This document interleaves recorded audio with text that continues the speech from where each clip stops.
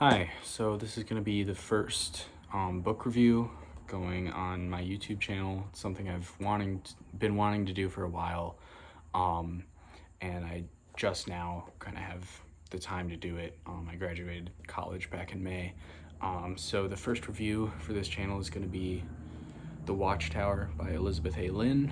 I just finished it yesterday. It had been on my TBR actually not too long. I think I kind of bought this one like as soon as I heard about it.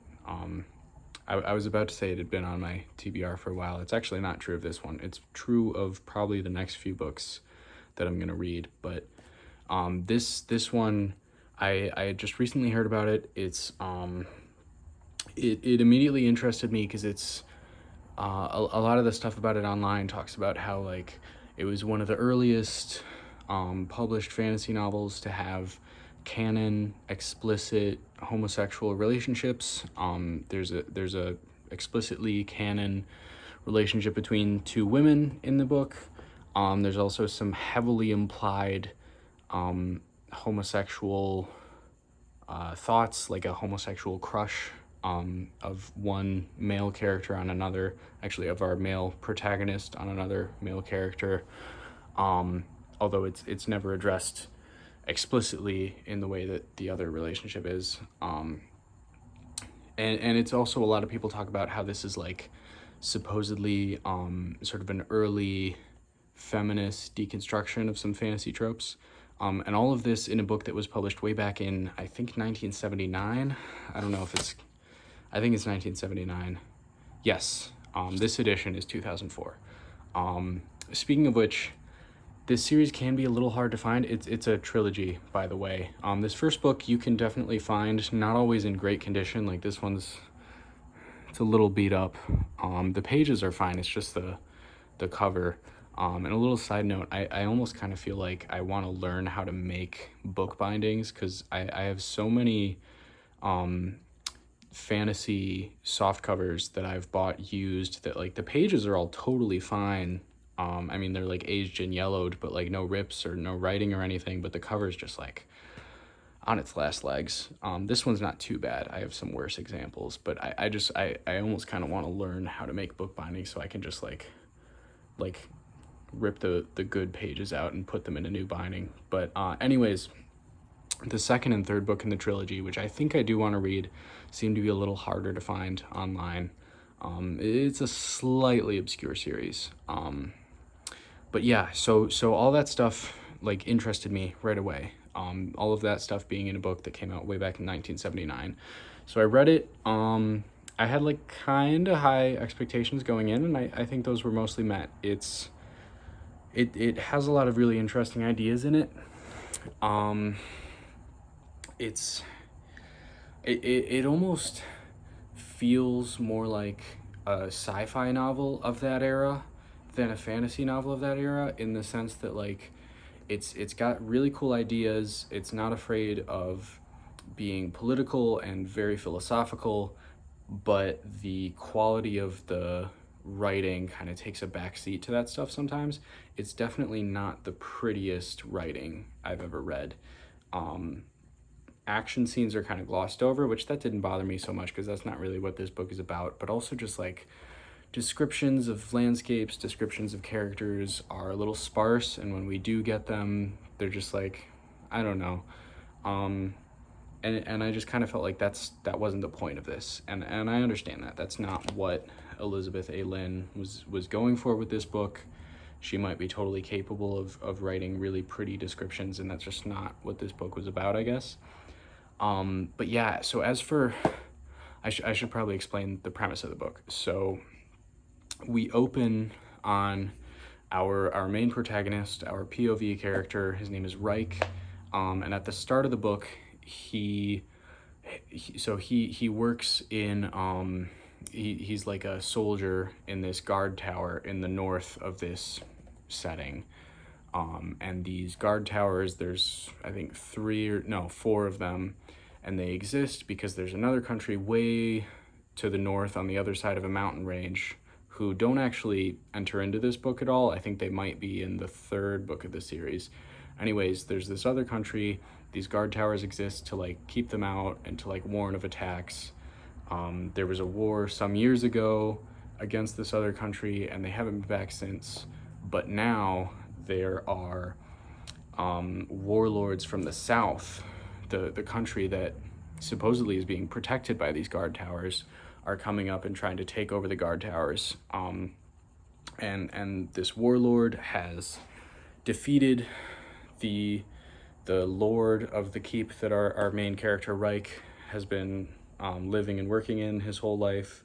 And the only survivors are Reich himself and the son of the lord, who it's weird because sometimes the rulers of these keeps, these guard towers, are called princes, sometimes they're called lords, but the son is definitely called a prince throughout, so that I don't know, it's not super clear on what the titles are, but anyways, our main character and the prince were the only survivors, and this book sort of chronicles his voyage with the prince to go and gather forces to take the keep back.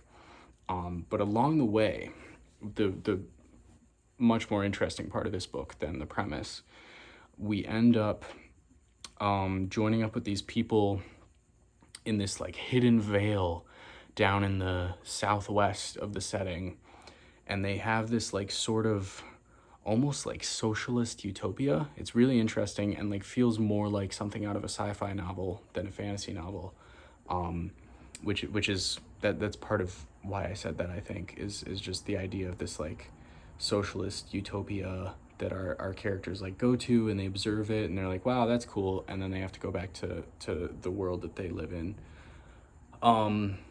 So the setting, it's called Vanima, which we are told means Van's Valley, I think. So Van is a character. He is not really the ruler, but the founder of this utopian society in a hidden vale off in the southwest.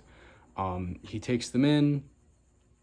He like teaches them this different way of fighting. That's it's basically, it's the way it's described. It kind of sounds like Aikido or Judo, something like that. There's a lot of like, it's based around like throwing people and like redirecting your opponent's momentum, which is fun to read that in a fantasy novel. So that's cool. So they go there, they learn from this guy, and then they convince that guy that it's worthwhile to go and take back the keep. And I won't spoil anything else beyond that. Just I kind of have to spoil that much in order to talk about this. But yeah, there's some cool ideas. This like socialist utopia in a fantasy novel. That's not something you get very often, and yeah, it feels like something out of a sci-fi novel. But yeah, again, it does feel like sometimes the prose takes a backseat to the philosophical and political aspects. Also, I don't know, it's very short, and I feel like that was useful for me reading this and planning to make this review during a month when I've been very busy. But I do feel like it could have been longer in some places. There were a lot of things that I feel like I wanted to know more about. Like I said, the fight scenes are very brief and sort of glossed over, which again, I understand that's not really what this book is about, but I don't know. I could have used a tiny bit more of that. What else did I say in my notes? I don't know. I guess that's my main criticism. It feels like it could have and maybe should have been a little bit longer. I definitely wanted to know more about this utopian society, Vanima. They spend like a solid, like the middle third of the book living there, but we don't really get a lot of descriptions of how things work in that place. We get descriptions of the like fantasy Aikido. We get a lot of thoughts and feelings from Reich, which the other thing I should talk about, he's not the most likable protagonist. The thing is, like, he has a crush on the prince, which that part of him is likable and fun and like very clearly written to be homoerotic. It's never explicitly that, and he actually ends up developing a crush on a different female character.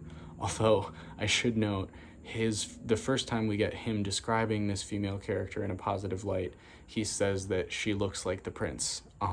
So that's fun.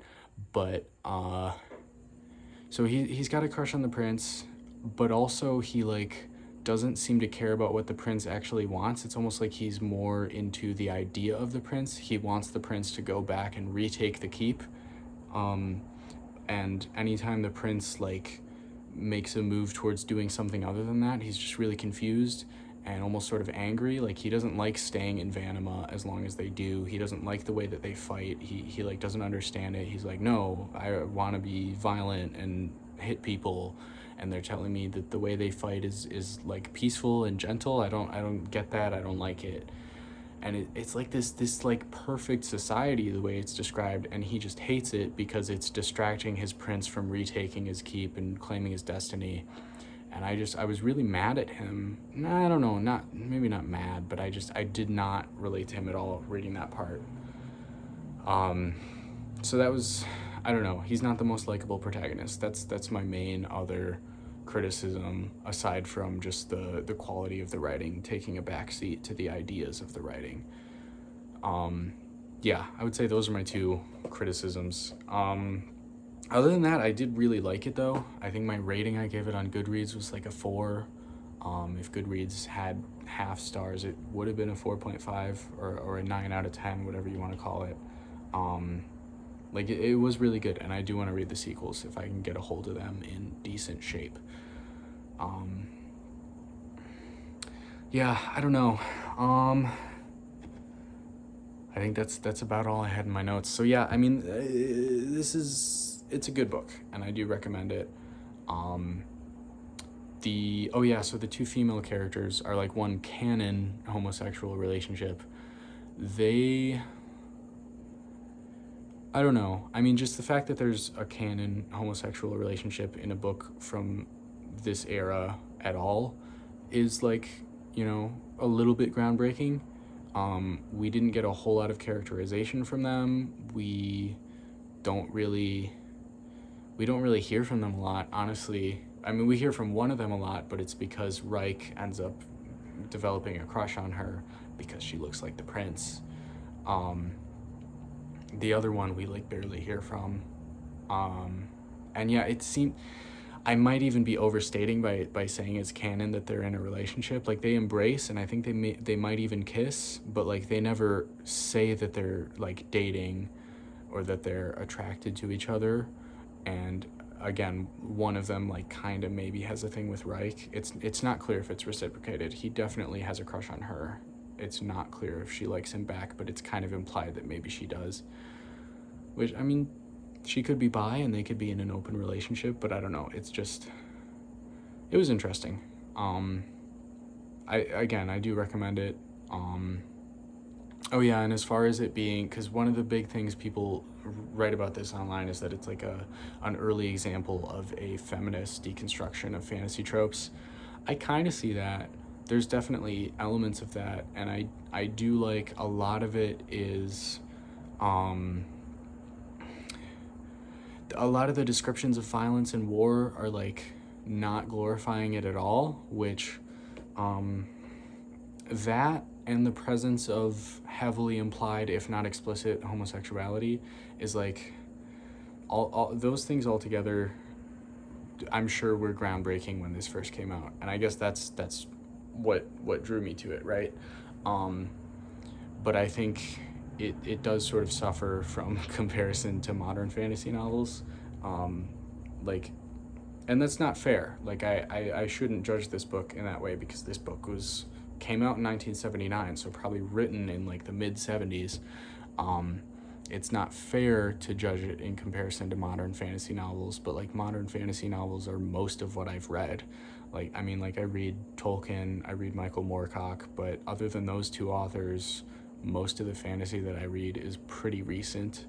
And Glenn Cook, we'll put him in as a third, which, I mean, some of his stuff actually is recent, but He kind of got started in the mid-'80s, I think. But anyways, most of the fantasy I read is pretty recent, and this does suffer a little bit in comparison to more recent fantasy because, thank goodness, nowadays we have a lot of queer authors in fantasy, a lot more female authors in fantasy, and it's just more taken for granted that a lot of authors will be including explicitly queer characters and be a little more introspective about gender roles and gender politics in their settings.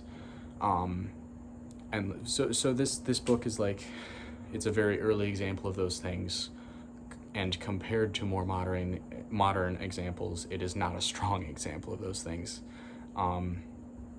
But yeah, I don't want it to sound like I'm being too harsh on this. It is a good book. I do recommend it, and yeah, I liked it a lot. But yeah, so that's it, I guess. In the future I will be uploading a lot of book reviews to this channel, mostly fantasy, but also some realistic fiction, especially classics, especially Russian classics. And yeah, you'll be hearing more from me. See ya.